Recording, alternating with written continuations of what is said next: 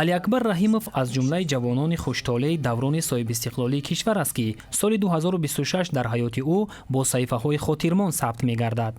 дар арафаи ҷашни муқаддаси миллӣ 35-солагии истиқлоли давлатии донишгоҳи давлатии молия ва иқтисоди тоҷикистонро бо дипломи аъло хатм намуда, ҳамзамон рисолати фарзандии худро дар назди модарватан бо адои хизмати ҳарбӣ дар сафи қувваҳои мусаллаҳи кишвар сарбаландона иҷро менамояд. хизмат дар қувваҳои мусаллаҳ барои мо шарафмандона аст. аз ҳама ҷавонон мехоҳам ки омада дар қисми ҳарбӣ хизмат кунанд ва адои хидмат кунанд ва тани худро муҳофизат кунанд. маҳз омӯзгорони ин боргоҳ буданд ки мо ба ин рӯзҳо расидем. барои Муртазо Лоиқзода низ дар радифи даҳҳо нафар аз шарикдарсони донишгоҳии худ имрӯз фаромӯшнашаванда аст. ӯ низ ин муассисаи таҳсилоти олии касбии кишварро бо ихтисоси андоз ва андозбандӣ бо дипломи аъло хатм кард.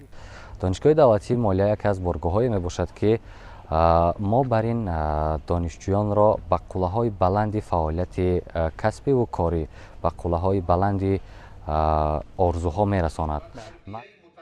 дар оғози маросими супоридани дипломҳои аъло ба хатмкунандагон дар донишгоҳи давлатии молия ва иқтисоди тоҷикистон иброз гардид ки дар партави сиёсати маорифпарваронаи ҳукумати ҷумҳурии тоҷикистон таҳти сарварии президенти ҷумҳурии тоҷикистон пешвои миллат муҳтарам Эмомалӣ Раҳмон барои насли ояндасози кишвар дар ҳамаи зинаҳои таҳсилот аз ҷумла таҳсилоти олии касбӣ шароити арзанда фароҳам оварда шудааст.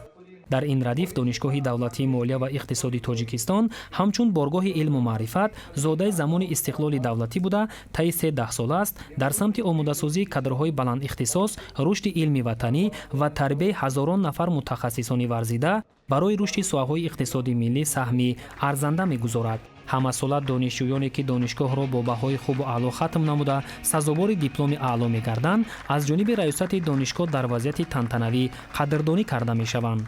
қайд гардид ки соли таҳсили 2025-2026 донишгоҳро 83 нафар дар зинаҳои бакалавр ва магистратура бо дипломи аъло хатм намуданд ва сол то сол шумораи гирандагони дипломҳои аъло дар донишгоҳ афзоиш меёбад. ғамхориву дастгирои ҷаноби олӣ аст ки надихтаро донишгоҳро хатм намуданд ба дипломи аъло, дар зинаи магистратура нахонданд ба дипломи аъло хатм намуданд. миннатдории худро ба ҳукумати ҷумҳурии тоҷикистон, ба асосгузори сулҳ ваҳдати миллӣ, пешвои муаззами миллат муҳтарам Эмомалӣ Раҳмон мерасонам ки дар дастгирӣ барои ҷавонон дар сатҳи олӣ аст. имрӯз барои ман ифтихор аст ки фарзанди ман донишгоҳро ба дипломи аъло хатм намуд. мутахассисони ҷавон иброз доштанд ки дар фаъолияти касбии минбаъдаи худ дар муассисаҳои гуногуни иқтисодиву молиявӣ ва дигар соҳаҳои муҳими ҷомеа содиқона заҳмат кашида баҳри татбиқи бо мароми ҳадафҳои миллии рушди кишварамон саҳмгузорӣ менамоянд. бо ҷонибдорӣ аз иқдому ташаббусҳои созандаи ҳукумати ҷумҳурии тоҷикистон, раёсати донишгоҳи давлатии молия ва иқтисоди тоҷикистон имрӯзҳо бо муассисаҳои илмӣ ва таълимӣ, вазорату кумитаҳо, бонкҳо ва корхонаҳои истеҳсолӣ ҳамкорӣ намуда барои донишҷӯён имконияти васеъ таҷрибаомӯзӣ ва омӯзиши таҷрибаи пешқадамро фароҳам овардааст. дар ин замина хатмкунандагонро барои таъмин гардидан бо ҷои кор дар вазорати молияи ҷумҳурии тоҷикистон, субъектҳои зертобаи он ва дигар вазорату кумитаҳо, ташкилоту муассисаҳо, хусусан муассисаҳои бонкиву молиявӣ пешбарӣ менамояд. ҳамин тариқ барои хатмкунандагон дар маросими дипломсупорӣ барои фаъолияти минбаъдаи касбӣ дар соҳаҳои иқтисоди миллӣ барору муваффақият орзу карда шуд.